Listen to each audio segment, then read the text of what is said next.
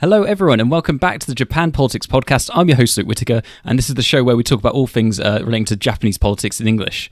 And this week, I'd like to really focus on one issue, which is sort of looking at the role and the amount of participation and the amount of women that Japan has participating in politics, so women in Japanese politics. And the reason I'm looking at this is sort of following on from a story we saw in the 2024 election. Now, of course, the big story or the headline that we saw from that election was that the LDP, after many, many years in government, just about managed to stay in government in the end as a minority, but had a big loss. But another story that also came out was that there was a record number of women elected in Japan. And the headline figure was that in 2024 it was a record election for women, and of the 465 members you have in Japan's lower house, arguably, debatably the most important house or the primary house in Japan's two-house system. In the lower house, you had 73 women elected out of 465. So that's around 16% of the lower house elected were women. Now, this, it's been pointed out in the news, was below the global average, which I believe is around 27%. And it's also short of a government goal, which was in place where Japan was aiming to have 35% women by 2025. But nevertheless, it still represented a record to have 16% of women, albeit short of what the government were aiming for. Now, I think it's worth looking at this and asking a few questions, really, which is, how does this compare? Obviously, we know the global figure, but how does this compare to one or two other countries, prominent democracies? And is this a good record for Japan to have? And how well have they done to get this level of women's representation within their parliament? So if you were to look at maybe subjectively the world's most famous democracy, at times has been maybe the most influential democracy for sure in the world, the USA. Now, the USA...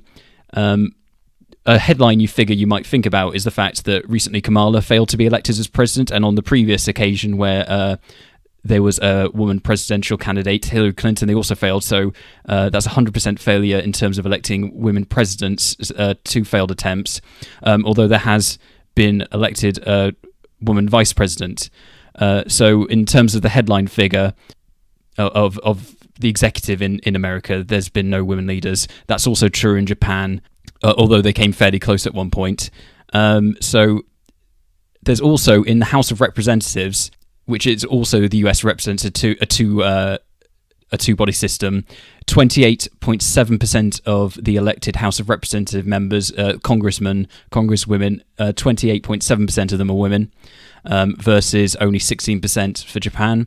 And in the Senate, it's that I believe there's been a fairly big increase in recent years. It's now up to 26 out of 100, so 26% of the Senate, arguably the more prestigious or obviously a lot of money bills, and the Congress is very important, but senators, for example, have longer in office. And it's maybe seen as a little bit more prestigious, debatably. So that's a similar number, not much in it really, 26% compared to 28.7% in the Senate. So again, that is quite a bit higher than what Japan have achieved in this recent election, although it's still interestingly short of what Japan are aiming for. The UK, I believe, also has a higher number of women in Japan. I believe they have quite a good track record in this respect, and it's higher than what Japan have aimed for, and it's also higher than the global average of 27. But I think it's also worth looking at how we've got here in terms of the UK doing so well. Now, the US, as I'm not aware they have any sort of clear system to get women in place. I think it's more or less left up to the voters, the individual parties, and the district when they vote. I don't think there's any sort of short list that I'm aware of, unless I'm incorrect about that. And I believe it's similar in Japan, where they don't have any sort of strict list or short list to sort of tip the scales towards getting more women. However, in the UK, that's not the case. So it's worth thinking about that as maybe explaining why the UK has done so well. So the UK, as I say, they have a very high amount of women as MPs in their primary house, the elected house, 40.5%, which is well above the global average, although it's still short of half. So parity there. It's 40.5% women currently in the UK House of Commons. But as high as that is, it only was 9.2% in 1992. So that's significantly lower than the 16% that Japan has. Now, why do I go all the way back to 1992? Surely that can't be relevant. I think it is, because that, I believe, is the year before, or the election before they brought in all women shortlists to the UK, which, if you look, has had a substantial effect on bringing more women in. So 1997 is the year perhaps best remembered for Tony Blair, after years of Tory government, getting Labour in a big swing. But Labour also, during that election, introduced all-women shortlists, and that had a substantial impact in boosting the number of women that were elected. And then not too long, some elections after that, I believe the Tories, they did sort of heavily favour women, or sort of push constituencies at times towards promoting women candidates and encouraging them to have women candidates. Now, obviously, that's been very successful for the UK, but there have been some difficulties that have come with this, rather than doing what Japan and the USA have done, which is sort of more allowing things to take their course. One is that, while it's arguably a very good thing, it's resulted in some discrimination lawsuits in the UK where, for example, candidates who are male within Labour have filed legal action, not necessarily for compensation, but feeling they were discriminated against. And this sort of thing leads to that sort of legal argument where men could argue that they've been discriminated against on the basis of gender, and so you could make that you could raise it as a problem in terms of creating legal issues. In terms of it, you can argue it's discrimination. This has been addressed, I think, by the Equality Act of 2010, which does allow explicitly within the UK law these women shortlists to happen, but I believe they've put in a sunset clause of 2030, which is perhaps understandable because while it's not parity within the UK of 50-50, it's, relatively speaking, if you look at the global average, doing better than average. So perhaps there's you could make the argument that they've succeeded in bringing up the number, and so by 2030 maybe it'll be closer to parity, or maybe they'll feel that it simply will continue to happen at similar numbers, and so you might not need all women shortlists to happen. And it also avoids these arguments. As I say, there's been legal cases filed in the past about discrimination, so it sort of avoids that difficulty for parties to face. Another issue that has cropped up with this is that it has led to one or two instances of difficulty within constituencies. Now, it's not necessarily that constituencies don't like having women candidates, although it's entirely possible that has been the case. It's impossible to know entirely in every case what the objections would have been and what people's motivations would have been in objecting to women candidates. However, you could also there's also a trend in British politics of constituencies being quite independent-minded in many instances, and being a little bit protective of their right to choose the individual candidate. For example, in the UK, Richard Holden, who was the chairman of the Conservative Party in the 2024 election, he parachuted himself into a constituency where the local constituency had really no choice or very little time to organise and object to this. So you can see it's not always strictly on the basis of sex that these issues have popped up, and on the basis of gender. It's just that often constituencies are very defensive of the right to choose their own members and have their own vote. So it sort of leads to a bit of friction there. An example of this is Liz Truss, famously was the Prime Minister of the UK for a very brief period. I believe David Cameron, who was the leader of the Conservatives at the time, had to intervene personally because her constituency was quite unhappy with her.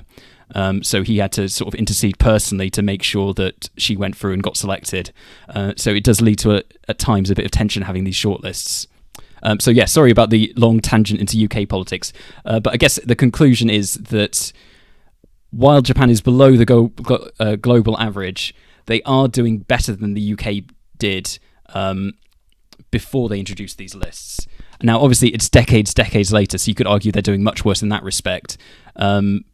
But they have got there without having to use these lists, and so I don't think you can automatically just say that the UK is better at doing this. They've had to use all women shortlists to get there, whereas Japan's been able to get to a higher number than the UK did with these shortlists, albeit decades later. So obviously the UK has got far more women elected, and in that respect they've done better and they're above the global average. But I think it's just sort of worth thinking a little bit about how countries have got there as well. And also it will be interesting to see, now that there's been more women have broken through in Japan, what will happen in terms of the long-term trend? Will it get closer? Will it perhaps catch up to countries like the US and the UK? Or will this be more of a slow process? As I say, even though Japan has got above where the UK was before they introduced these lists in 1992, it's taken Japan some decades to get there. So it's interesting to think if this will continue accelerating and they'll continue to break records, or if pace without introducing some sort of strict shortlist will be quite slow. It'd be interesting to see how that would happen in Japan. As I mentioned, the government does have this target, or they did have a target of 35% by 2025.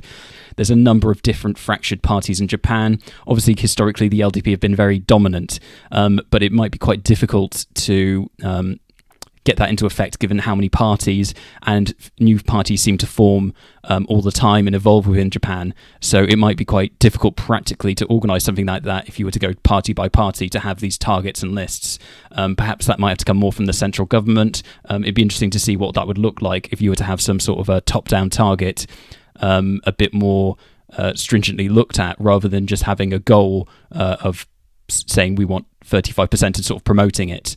If they were to get involved, it'd be interesting to see what that sort of intervention might look like, to sort of encourage greater numbers. However, it could just well happen, as I say, naturally over time. But so it'd be interesting to look at that and see what happens in future elections. I think another interesting to think about is what prominent women in Japanese politics are there right now currently.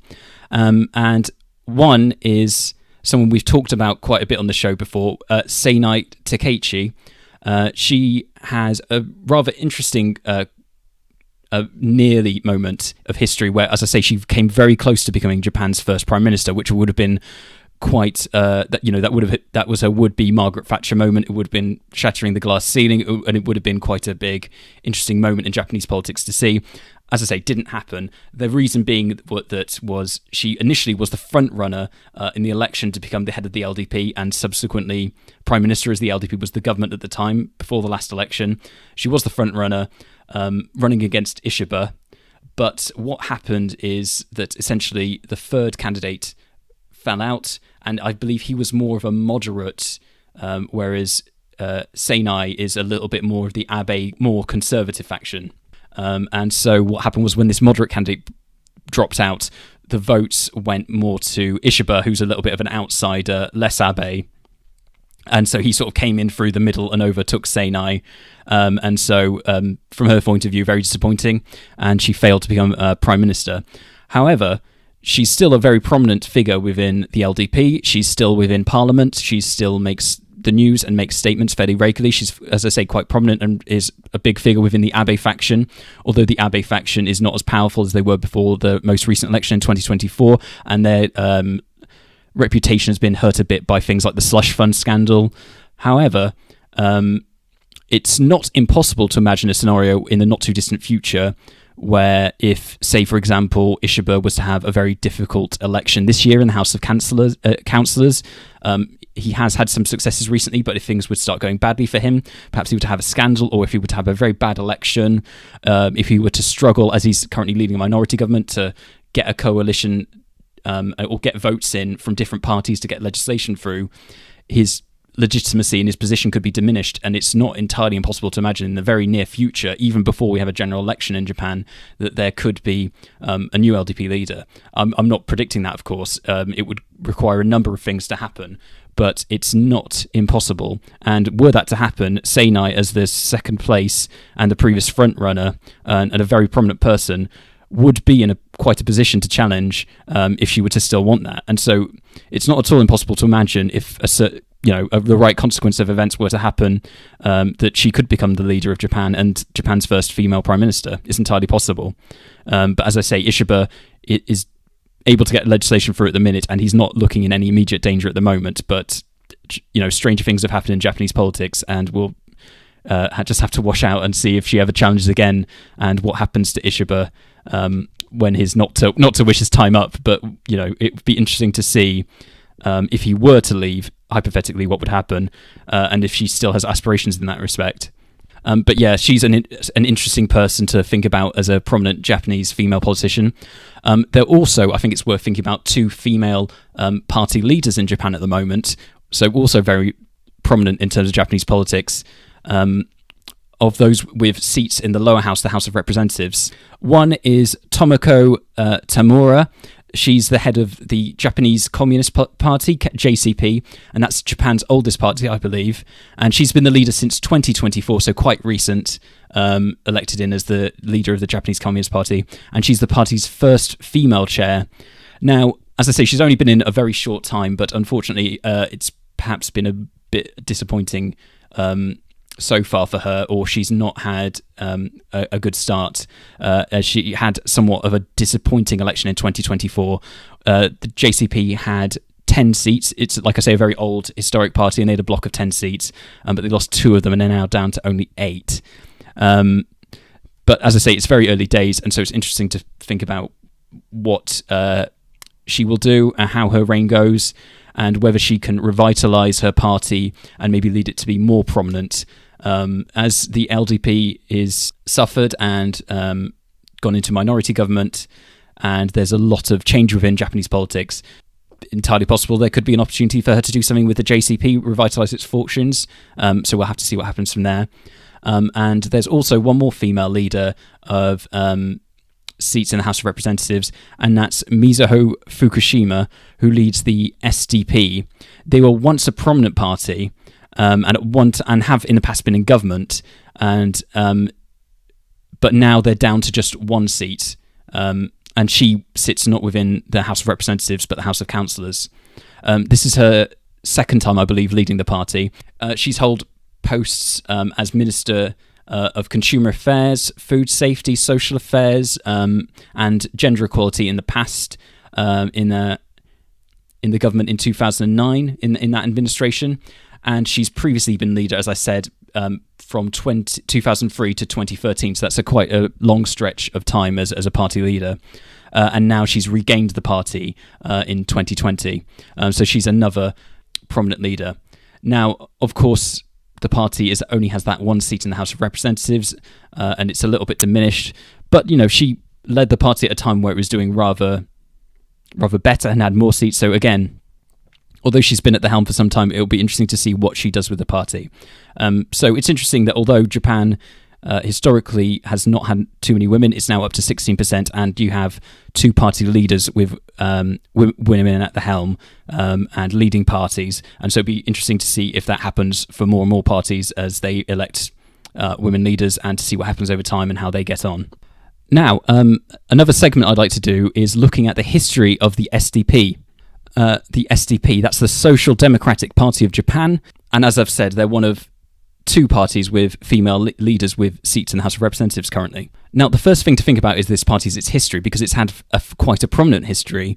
It was founded as a socialist party quite some time ago, post-World War II, and they even had a prime minister very briefly. And for many years, as the Socialist Party, before they reformed into the current party, it is now the SDP, they acted as sort of the main opposition within Japan. On numerous occasions, they were elected second to the LDP, and so they acted as the opposition, the alternative to the LDP. So that's obviously quite a prominent role for them. But that's ended in the 1990s, and the parties suffered since then a bit of a decline. They had a very brief period in government since the 1990s, when they reformed and changed their names to the SDP. The party was formed in 1996, and then they went on, as I say, to have this coalition with the LDP. And I believe forming a coalition with the LDP, when, as I say, for many years they were sort of the main opposition to them, has may have hurt them at the time, and damaged their popularity. Now, I think it's worth asking, how did this party go from being so prominent? As I say, at one time, were the party of government within Japan, albeit very briefly, for many years the opposition. Well, I believe the big reason is that some of the members left, and they went on to form the Democratic Party of Japan.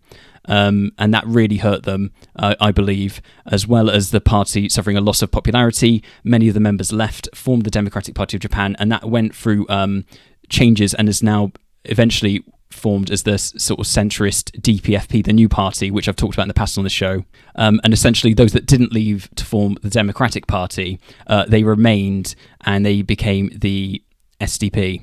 And so sort of all those members peeling off, forming a new party and presenting an alternative really hurt them in terms of their standing, the amount of MPs they had, sort of the amount of members and diet members they had, and sort of that's what cost them to go from being a really prominent party within Japan to just being quite a small party. However, despite this, it still did for a while retain a bit of a block of support. At their height, since they changed their name and became the SDP, from being formerly the Socialist Party, the SDP had 19 seats at its peak, and it even entered government a second time in 2009 as part of a coalition, and they brought 7 seats into that at the time. But again, as you can see from the diminishing numbers, they've really just continued to go for a bit of a gradual decline. And in 2020, I think the moment that really sums that up is that they entered into a merger with the CDP Constitution Party. And that shows just how far the party's gone in terms of its decline. At one point, they were in government, and for many years they acted as the main opposition, the alternative to the government, the alternative to the LDP, the ones who were challenging them and had the second most seats.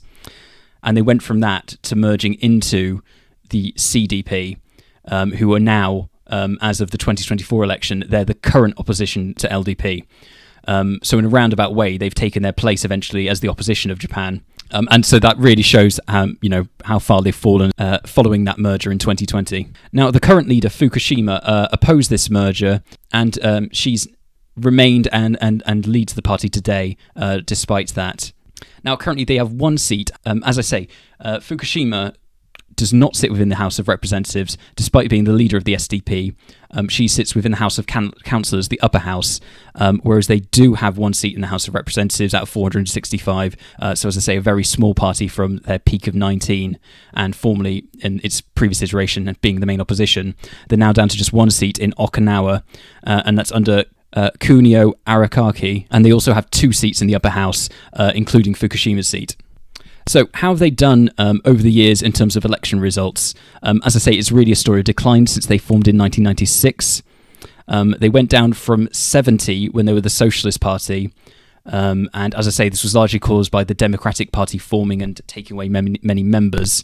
In the election where they broke away, they got 52 seats. So they went from 70 as the Socialist Party down to 15 seats, so down 55 from 70. And as I say, it's pretty much almost a perfect parity, 70 to 15 and down 55. And the Democratic Party got 52 seats in that election. So really is that new party forming and merging away and taking all that support and membership away is what really hurt them. As I say, in 2000, the next election, they went from 15 up 4 to 19, and that's their zenith really is this new party, the SDP, 19 seats. And from here on out, though, unfortunately, for them, it's a bit of a gradual decline. In 2003, they went down by 13 to only 6 seats. In 2005, they went up 1 to 7. 2009 remained on 7, and from there they sort of have hovered around that level.